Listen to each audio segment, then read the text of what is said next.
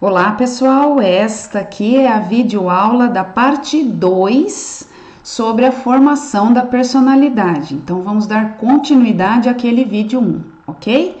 Vamos lá. Formação da personalidade, parte 2. Pessoal, no vídeo anterior, da formação da personalidade, parte 1, nós estudamos o fator genético, o fator ambiental e o fator da aprendizagem e parental como influenciadores da personalidade. Isso já tá ok, isso já foi. Fator genético é a parte biológica da palavra biopsicossocial e o fator ambiental, aprendizagem parental são os fatores sociais, externos da formação da nossa personalidade. Resta agora os fatores psíquicos, aquilo que é subjetivo, que é só meu, tá? E quais fatores interferem a minha subjetividade, aquilo que é só meu? São os fatores do meu desenvolvimento, ciclo de vida, tá? Criança, jovem, adolescente, adulto, velhice. Isso é desenvolvimento. Fator da consciência, meus processos conscientes e fatores inconscientes. Vamos estudá-los então. O fator do desenvolvimento, pessoal, o Freud apresentou uma das primeiras teorias sobre isso, envolvendo a personalidade e dizendo que a personalidade, segundo a psicanálise de Freud, é que ela é determinada até 5 anos de idade e sofre praticamente nenhuma influência depois disso, ou muito pequena, Isso foi no início do século XX e hoje a gente tem discutido muito essa questão. Para os estudos atuais, a personalidade, sim, sofre alterações até a nossa velhice e, portanto, até o dia que a gente morre. Então, mas são pequenas, realmente, de acordo, tem influências grandes que podem alterar a nossa personalidade, porém, não dá para mudar tudo realmente, tá? O que o Freud acertou, o que é muito fixo ainda, o que é muito difícil de mudar, é a parte biológica da nossa personalidade. Agora, a nossa parte psíquica e social, ambiental, muda bastante ao longo da vida toda, tá? Então, hoje já se sabe que a personalidade continua a se desenvolver depois da infância, talvez durante toda a vida. Por isso não se fala mais em orientação vocacional, por exemplo, quando você quer conhecer a sua carreira, mas sim orientação de carreira ou profissional, porque as pessoas podem mudar de, entre aspas, vocação ao longo da vida. Quando a gente fala de vocação, a gente fala de algo genético que não muda. Agora, carreira, profissão, sim, muda, nossos interesses mudam, nossas habilidades mudam e nossa personalidade também. Então, não se fala mais em orientação vocacional por conta disso, tá? Existem mudanças importantes na personalidade na adolescência e na vida adulta. A personalidade pode mudar? Sim. Ela também permanece estável, como Freud dizia? Sim, também, tá? Então, qual o correto a pensar? Que a gente tem sim algumas características de personalidade que permanecem bastante estáveis durante a vida toda e temos outras características que podem mudar a vida toda, ok? As que ficam mais estáveis são aquelas mais ligadas à parte genética. As que ficam bem passíveis de mudança são aquelas associadas à nossa parte psíquica e ambiental principalmente, ok? Pesquisas sugerem que os 5 fatores, aqueles biológicos, permanecem mais estáveis e parecem perdurar dos 30 anos em diante. É como se ela ficasse bem mais rígida, mais difícil de mudar a nossa parte genética da personalidade após os 30 anos de idade. Esses traços genéticos, eles são consistentes ao longo da toda a vida e essa consistência atinge o nível máximo depois dos 50 anos. Quem nasceu tímido e chegou aos 50 anos, essa timidez é quase impossível de mudar, tá ok? A personalidade muda à medida que se passa da adolescência para a idade adulta e vocês mesmos podem ter percebido isso, pessoal? Isso aí são os fatores do desenvolvimento, que envolve o crescimento, os hormônios, as enzimas e o próprio processo de envelhecimento e maturação do corpo e do cérebro, O que causa a mudança da personalidade na fase adulta? Influências sociais e ambientais e nas adaptações que nós fazemos a essas influências. Então, mudanças econômicas, conclusão de cursos universitários, casamento, paternidade, maternidade, divórcio, perda de emprego, crise de meia-idade, isso é fator do desenvolvimento, envelhecimento, isso é fator do desenvolvimento, exigem adaptação constante. E ao me adaptar, muda a personalidade. A mudança da personalidade está associada a adaptações bem-sucedidas a diversas questões da meia-idade, então isso reflete na nossa autoestima. E desafios culturais e pessoais causam um impacto sobre a personalidade. O fator do desenvolvimento, ele trabalha em 3 níveis que a gente fala, tá? Então, a personalidade continua a se desenvolver em 3 níveis. Nos traços genéticos de disposição, e aí tem a teoria dos traços dos 5 fatores de Macri e Costa, que nós já vimos isso na parte 1 da formação da personalidade, e também características que permanecem estáveis a partir dos 30 anos, em média, tá? Agora, preocupações pessoais e a nossa narrativa da vida, o nosso roteiro, a história da nossa vida, pode afetar sim. Então, as preocupações pessoais afetam sentimentos, planos e objetivos conscientes, as metas, como nós vamos atingir essas metas de vida, como nós vamos nos sentir em relação às pessoas ao nosso redor. Isso muda ao longo da vida como resultado das situações e influências que somos expostos, não é? Às vezes você cresceu uma criança super simpática que adora fazer amizade e só sofreu bullying e traições de amigos a vida inteira. Pode ser que mude a sua personalidade e transforme você de extrovertida em alguém introvertido que não quer mais ter amigo. Isso dá para mexer com terapia, tá? As psicoterapias com psicólogo têm o objetivo de voltar a mexer nessa personalidade para te deixar mais funcional, com menos sofrimento. Mas que o meio e o desenvolvimento seu pode mudar a tua personalidade, isso pode.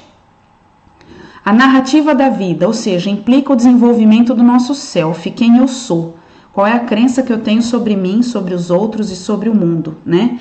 A obtenção de uma identidade, quem eu sou para mim, como eu acho que os outros pensam sobre mim, né? O que eu acho que eles acham que eu sou.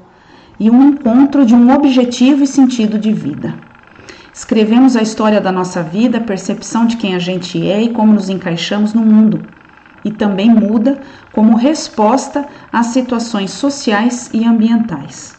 Então, os traços eles podem ficar estáveis, mas os nossos julgamentos conscientes sobre quem somos e quem gostaríamos de ser estão sujeitos a mudanças, que seria então o fator da consciência, que é o próximo que a gente vai estudar. Então, o fator do desenvolvimento é a nossa trajetória ao longo do nosso ciclo vital, que faz com que a gente sofra alterações, sim, na personalidade por conta do próprio desenvolvimento. Agora, a percepção desse desenvolvimento, a percepção do ambiente, a percepção dos pais, a percepção da minha genética, tudo isso são fatores da nossa consciência, que é o próximo que a gente vai ver agora. Fator da consciência. O que é consciência humana? É uma percepção de quem eu sou, de quem os outros são, do mundo e da vida, do futuro, tá? Então, assim, a consciência humana ela é capaz de planejar e dirigir o curso da nossa vida. É com a consciência humana que a gente formula esperanças, planos, sonhos e que também a gente adia gratificações. Nós antecipamos conscientemente eventos futuros. É aí que a gente adoece quando é exagerado essa antecipação. Se eu antecipar muito os eventos futuros na minha cabeça e catastrofizá-los, eu posso ficar ansiosa. Então, por exemplo, e se eu não passar no curso, e se eu não passar na prova? Eu estou antecipando um evento futuro, mas eu estou antecipando de forma catastrófica. Eu posso adoecer com essa antecipação, mas quem faz essa antecipação é a nossa consciência, tá? Formulamos hipóteses sobre o nosso mundo, o futuro, sobre nós, sobre os outros, através da consciência. Então, a consciência é um tipo de pensamento, tá? É uma percepção. É um pensamento extremamente complexo de quem nós somos, né? A consciência existe, sim, e influencia a personalidade. Então, ela é a parte psíquica da palavrinha biopsicossocial. Como assim? Então, eu vou dar como exemplo a abordagem que eu sigo, que é da terapia cognitivo-comportamental, onde a gente afirma que nós somos influenciados, as nossas emoções, pela forma como a gente interpreta os fenômenos.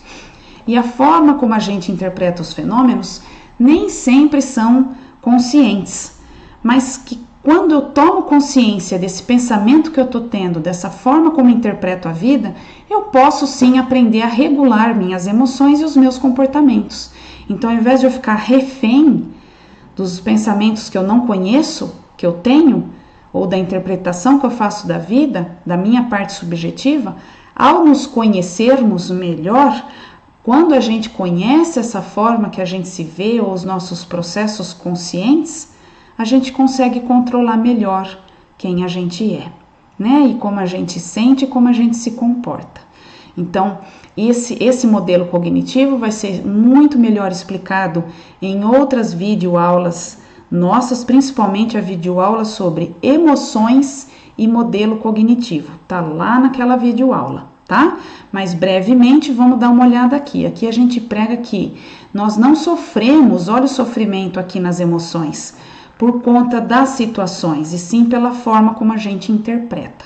Então, ter consciência de como a gente interpreta as coisas, saber que a gente está sabendo, ajuda muito a controlar a própria vida e a nossa personalidade, tá?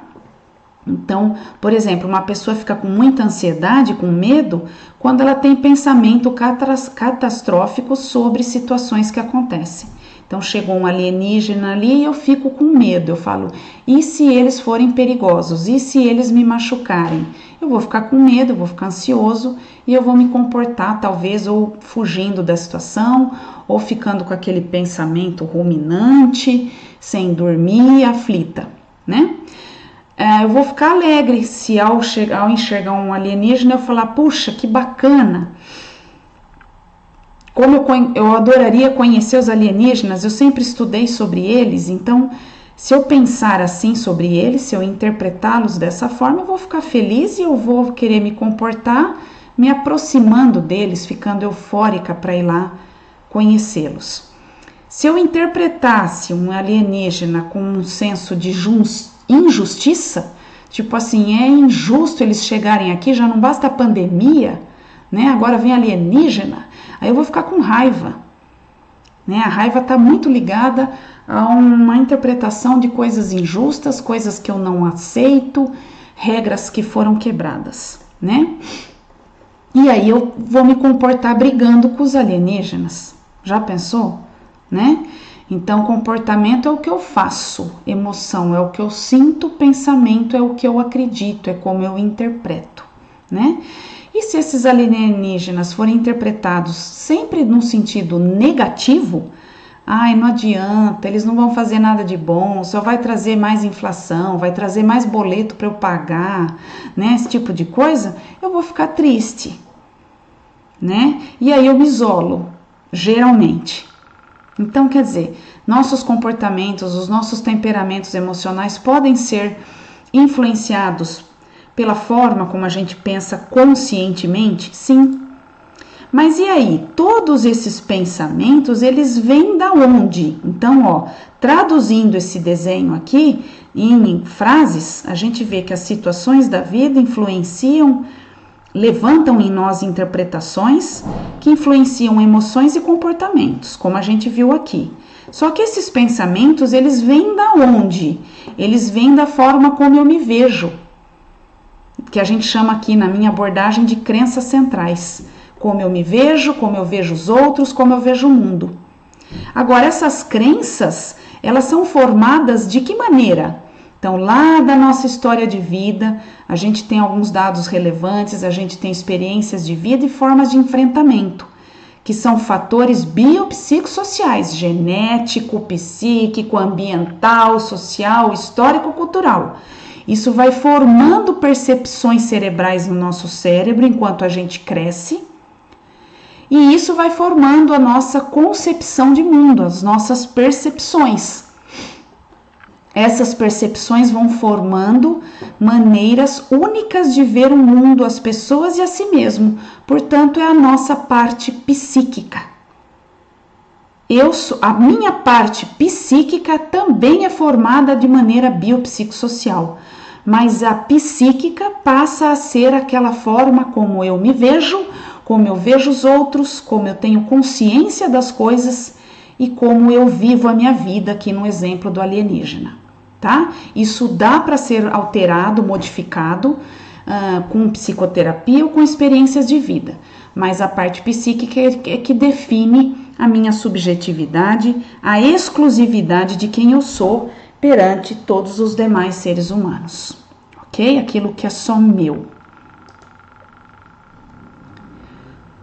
Para terminar, nós temos o fator do inconsciente, tá? Existe uma concordância menor sobre o papel ou a existência do inconsciente na personalidade. Existem pesquisas recentes que se concentram nos processos cognitivos inconscientes e os descrevem como sendo mais racionais do que emocionais, diferentemente do que Freud afirmava, tá? Mas sem deixar a importância que Freud nos trouxe, a gente diferenciou as terminologias.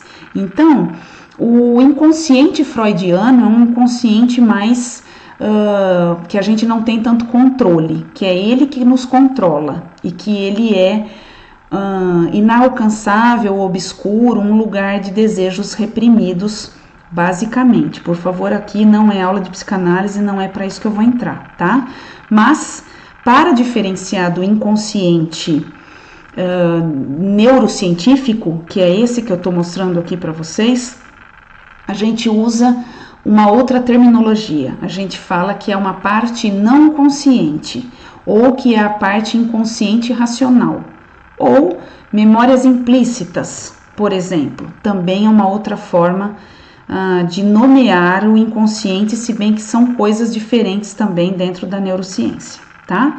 Mas estímulos subliminares conseguem trazer à consciência o inconsciente racional, que é esse da neurociência que eu tô falando para vocês. Aquilo que não é percebido pela nossa consciência, tá?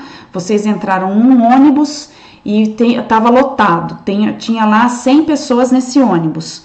O teu cérebro vai registrar o rosto das 100 pessoas e vai jogar lá no inconsciente, tá? Mas você não vai ter consciência disso, então você nem vai se dar conta. De repente você sonha com um rosto que você nunca viu. Não, você viu. Você viu, só que não estava consciente. Você não percebeu.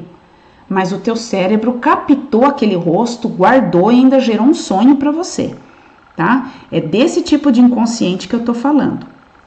Então, nesse tipo de leitura, de estudo, o inconsciente pode vir sim totalmente à tona, através do estímulo correto, tá? Agora, o inconsciente emocional de Freud ainda é um debate que vem sendo discutido, ampliado, respeitado na ciência, tudo bem, mas eu tô falando aqui do inconsciente racional, ok? As memórias não conscientes, tá bom? Enfim, são 7 os fatores que podem interferir na nossa personalidade. Esses fatores são influenciados por milhares de eventos internos e externos a nós mesmos ao longo de toda a nossa vida, desde quando a gente nasce até quando a gente morre. Então aqui tem alguma referência de apoio, se vocês quiserem estudar mais sobre isso, tem vários livros de teorias da personalidade, inclusive virtuais na nossa biblioteca digital, mas o que é importante vocês perceberem é que somos seres complexos, que muitas variáveis interferem em quem nós somos, inclusive na nossa sexualidade, porque sexualidade é uma parte da personalidade e ela é influenciada de maneira biológica, psíquica e socioambiental, histórica e cultural, portanto, não se muda, né? Não tem como a gente alterar, por exemplo, a sexualidade humana. Ela é o que ela é, não é doença, não é perversão, não é errado.